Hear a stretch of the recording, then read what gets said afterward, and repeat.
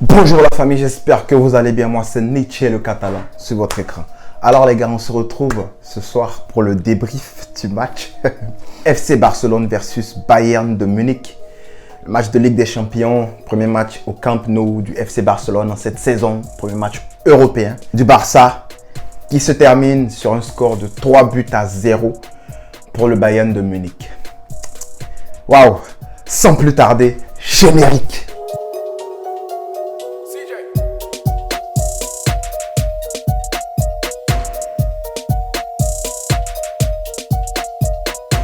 Alors les amis, comme on peut bien le constater, c'est pas la grande forme actuellement de mon côté parce que ce match-là, ça a été comme une purge de le voir. Alors, on est très loin du 8-2 du FC Barcelone. Je suis d'accord, on est très loin de ce 8-2 là. Mais on ne peut pas dire qu'on a échappé à l'humiliation. Du coup, on va laisser Coman filer. La rencontre a été difficile à regarder du côté du Barça. Mais on va commencer rapidement par le line-up. Le Barça s'aligne en 3-5-2. Il y avait des bruits de couloir. Ce n'était pas un secret de polichinelle. On savait pertinemment que le FC Barcelone allait s'aligner en 3 centraux. Vu le manque d'ailier, vu le fait qu'en défense, ce n'était pas rassurant du tout.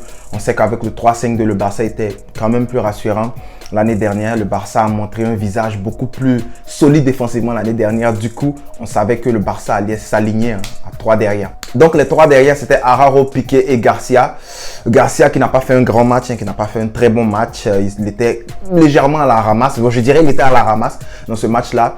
Mais le défenseur qui était stand-out au FC Barcelone, c'était Sam le pompier qui est là pour éteindre le feu lorsque tout va mal. Je parle de Araujo, bien sûr, notre Uruguayen, notre très cher Uruguayen, qui a été très bon défensivement. Le milieu était aligné comme tel, Busquets en 6, Frenkie de Jong et Pedri, qui étaient les 3 au milieu, qui étaient censés être le triangle qui faisait jouer en fait le FC Barcelone. Et du côté des pistons, on avait Jordi Alba aligné et Serge Robert à droite. Ces deux-là, on va revenir sur eux. Ne vous inquiétez pas, je vais en parler. En attaque, on avait Depay et Luuk de Jong en fait qui jouaient le pivot. Luuk de Jong, je ne sais pas vraiment à quoi il a servi. Si vous savez à quoi il a servi, mettez-moi ça en commentaire. Peut-être que je suis ignorant là, mais je ne sais pas à quoi Luuk de Jong a servi. Honnêtement, franchement, c'est pas pour le dézinguer, c'est pas pour le ramasser, mais je ne sais vraiment pas à quoi il a servi. Du côté du Bayern, c'est un double pivot avec Kimmich et Goretzka en double pivot. Et c'est un 4-3-2-1 comme on a l'habitude de les voir évoluer. Musiala qui avait remplacé Gnabry qui n'était pas à 100% pour commencer la rencontre.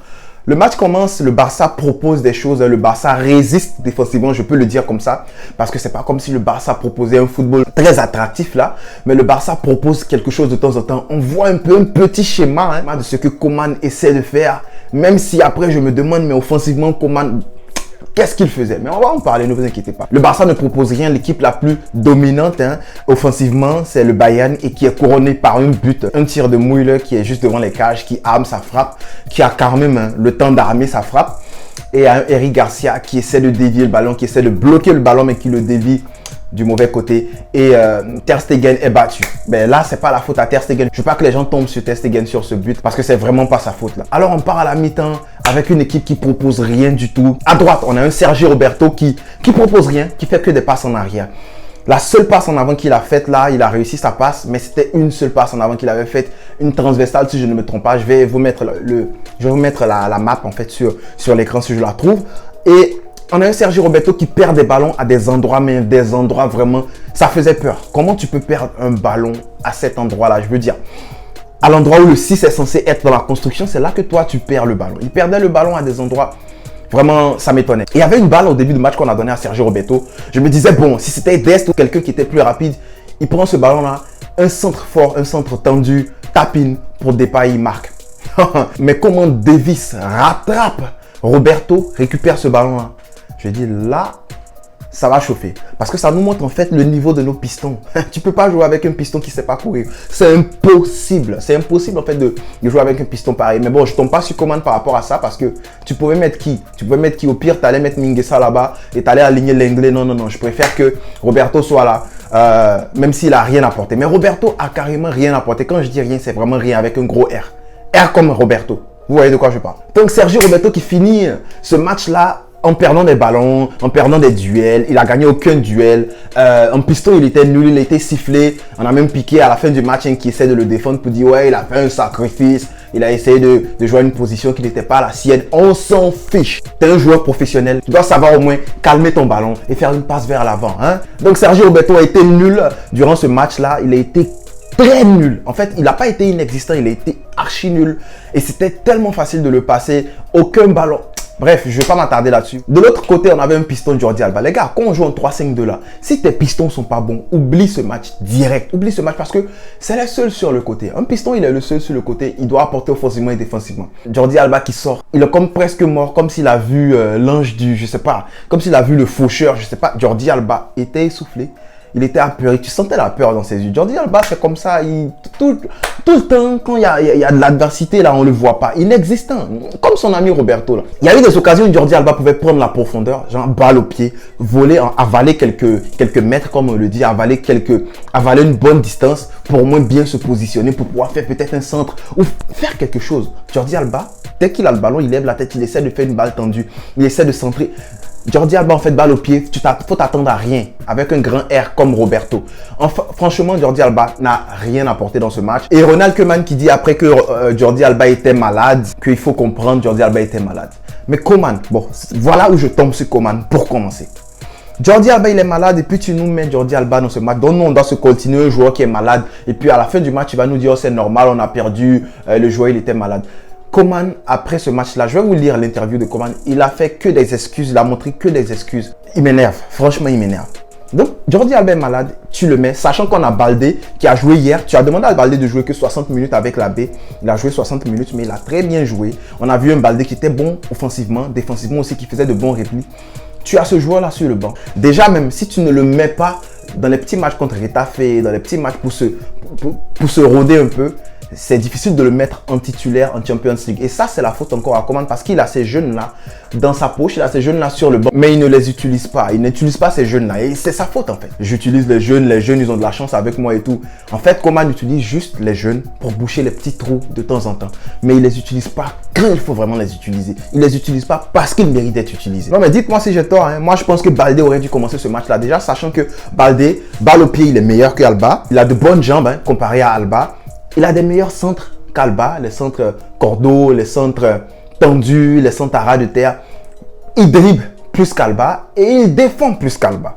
Donc, pourquoi le petit, il est sur le banc tout le temps? Et sachant que Alba est malade, tu nous dis que tu mets Alba sur le terrain, mais il est malade.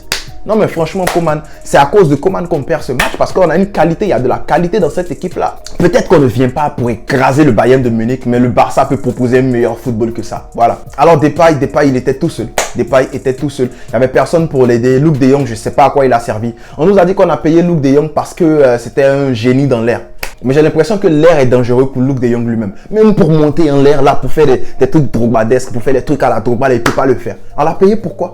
On l'a payé pourquoi? Pour venir parler néerlandais sur le terrain, il est peut-être le messager de Koeman. Koeman lui parle en néerlandais et puis traduit ça aux autres, je sais pas. Mais je sais pas à quoi il sert. Luc de Jong, franchement, nul, éclaté. Il a rien joué aujourd'hui, nul. Ben, je vais pas lui tomber dessus là. De toute façon, c'est un nouveau. Mais t'as été nul, mon frère. Autre problème, les gars, dites-moi si le Barça vous a montré un jeu offensif. Je pense qu'il n'y avait pas de schéma tactique, hein, offensivement parlant. Juste un schéma défensif que Koeman a montré à ses joueurs, dire... Les gars, on n'encaisse pas 8 buts s'il vous plaît. Hein? Je veux sortir de ce match-là meilleur que Quique Setien. Donc, palmarès de Koeman, j'ai été meilleur que Quique Setien. Non mais franchement, dites-moi, il n'y a rien eu offensivement. Le Barça n'a rien proposé offensivement.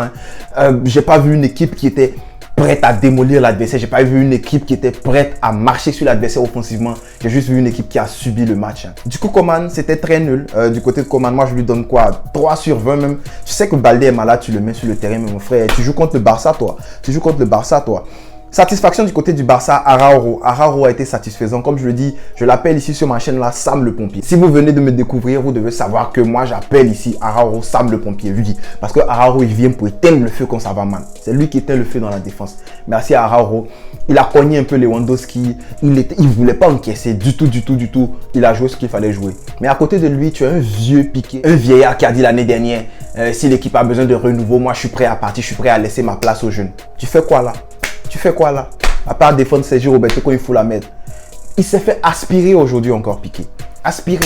Mais toi, tu viens, la main derrière comme ça. Et puis, Lewandowski est là. Mais avant de tacler là, tu lui montres. Moi, je regarde la télé là, je vois. Tu lui montrais comment tu allais tacler. Il se couche d'une manière là. Et Lewandowski tout doucement. Vous, humiliation. Canon. Boulet de canon. Et puis dévié encore une fois par Araujo.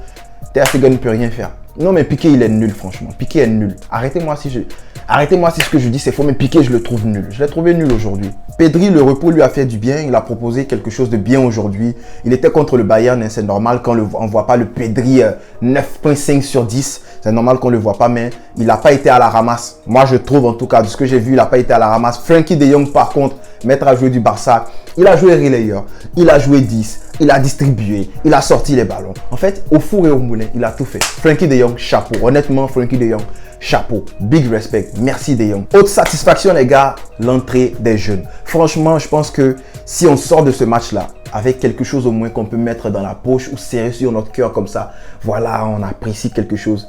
C'est l'entrée des jeunes.